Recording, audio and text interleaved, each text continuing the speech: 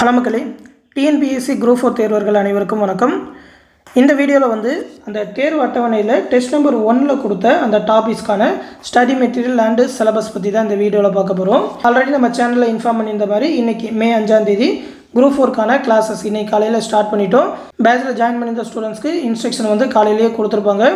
நேற்று லேட்டாக நிறைய பேர் பே பண்ணி ஜாயின் பண்ணியிருந்தாங்க. அவங்களுக்கு இன்றைக்கி தான் அந்த இன்வைட் லிங்க் சென்ட் பண்ணியிருப்பாங்க, அந்த டெலகிராம் குரூப்க்கானது. அதை நீங்கள் அக்செப்ட் பண்ணிட்டீங்கன்னாக்கா அந்த பேட்சில் ஜாயின் பண்ணிடலாம். புதுசாக ஜாயின் பண்ணணும்னு நினைக்கிற ஸ்டூடெண்ட்ஸ் இந்த 8903302290 அப்படின்ற நம்மளோட அட்மின் வாட்ஸ்அப் நம்பருக்கு குரூப் 4 பேட்சில் ஜாயின் பண்ணணும்னு சொல்லி மெசேஜ் பண்ணுங்கள். அவங்க அந்த பேட்சில் ஜாயின் பண்ணி விடுவாங்க.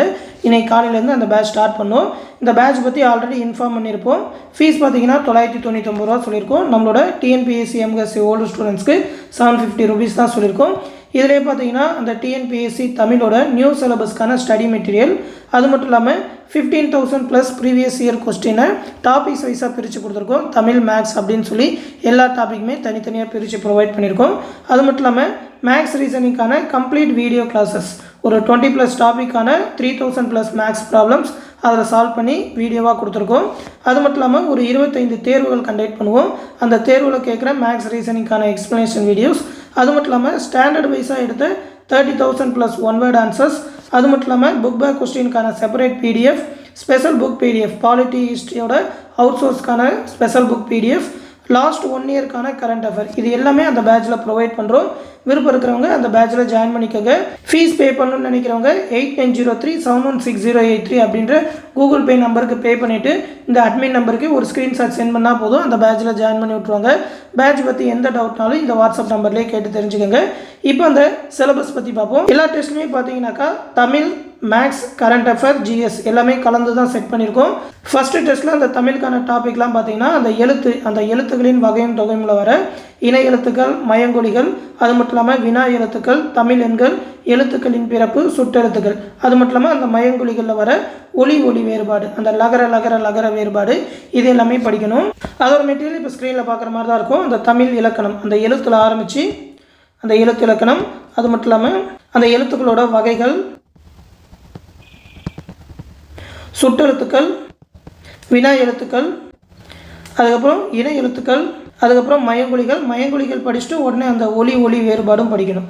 அந்த ஒலி வேறுபாடு அறிந்து சரியான பொருளை அறிதல், அதுக்கப்புறம் எழுத்துக்களின் பிறப்பு, கடைசியாக பார்த்தீங்கன்னாக்கா அந்த தமிழ் எண்கள், ஃபைனலாக பார்த்தீங்கன்னா தமிழ் எண்கள். இந்த டாபிக் எல்லாமே ஃபஸ்ட்டு டெஸ்ட்டுக்கு படிக்கணும்.